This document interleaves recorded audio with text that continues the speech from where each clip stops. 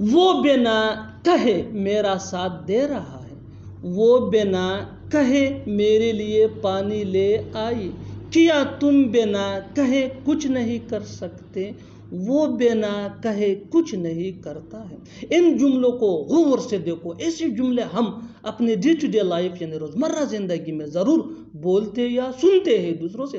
ऐसे जुमले हमें रोज़ बोलने या सुनने को मिलते हैं अपने डे टू डे लाइफ में। इन जुमलों में हम कह रहे हैं बिना कहे, यानी हर सेंटेंस में बिना कहे कॉमन मुश्तरक है जो बार बार रिपीट हो रहा है हर सेंटेंस में। इसके लिए आपको यूज़ करना होगा इंग्लिश में विदाउट बीइंग टोल्ड।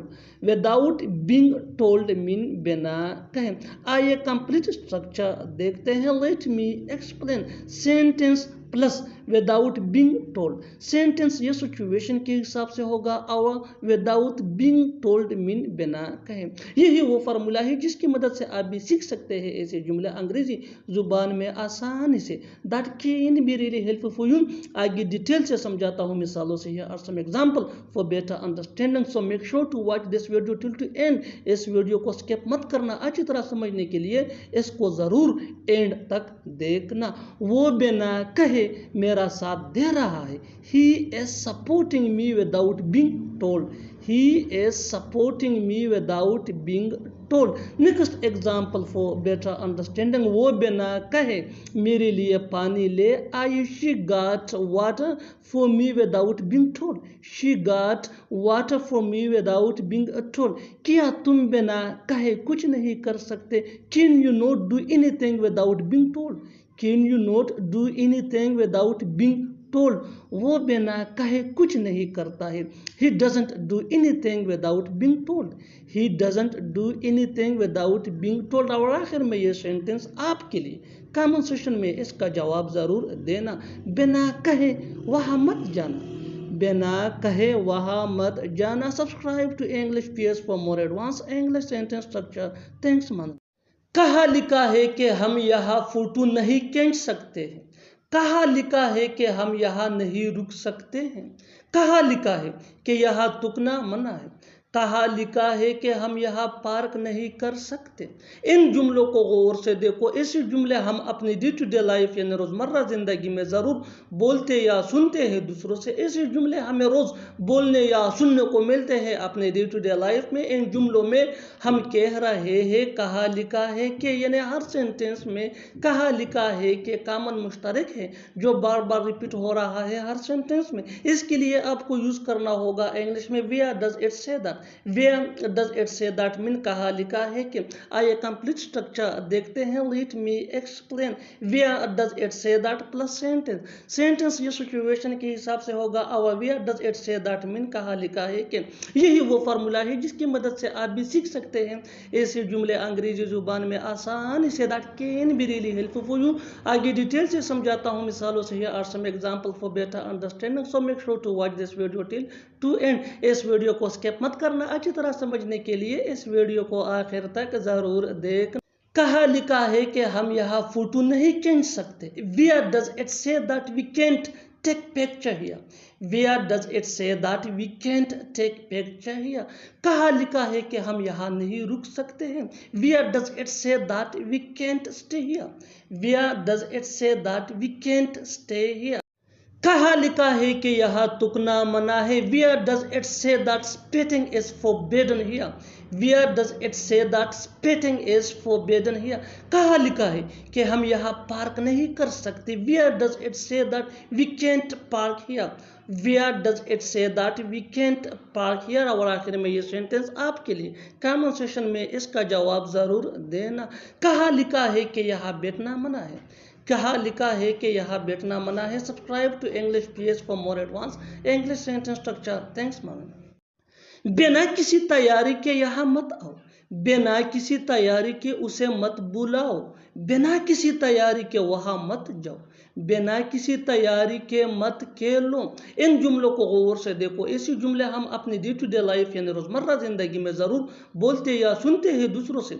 ऐसे जुमले हमें रोज़ बोलने या सुनने को मिलते हैं अपने डे टू डे लाइफ में। इन जुमलों में हम कह रहे हैं बिना किसी तैयारी के, यानी हर सेंटेंस में बिना किसी तैयारी के कॉमन मुश्तरक है जो बार बार रिपीट हो रहा है हर सेंटेंस में। इसके लिए आपको यूज़ करना होगा इंग्लिश में of hand. Of hand mean बिना किसी तैयारी के। आइए कंप्लीट स्ट्रक्चर देखते हैं। Let me explain. Don't plus V1 यानी first form of verb plus object plus of hand, यही वो फार्मूला है जिसकी मदद से आप भी सीख सकते हैं ऐसे जुमले अंग्रेजी जुबान में आसानी से। That can be really helpful for you. आगे डिटेल से समझाता हूँ मिसालों से। Here are some example for better understanding, so make sure to watch this video till to end. इस वीडियो को स्किप मत करना। अच्छी तरह समझने के लिए इस वीडियो को एंड तक जरूर देखना। बिना किसी तैयारी के यहाँ मत आओ। Don't come here of hand. Don't come here of hand, बिना किसी तैयारी के उसे मत बुलाओ। Don't invite him of hand. Don't invite him of hand, बिना किसी तैयारी के वहाँ मत जाओ। Don't go them of hand. Don't go them of hand, बिना किसी तैयारी के मत खेलो। Don't play of hand. Don't play of hand. और आखिर में ये सेंटेंस आपके लिए। कमेंट सेशन में इसका जवाब ज़रूर देना।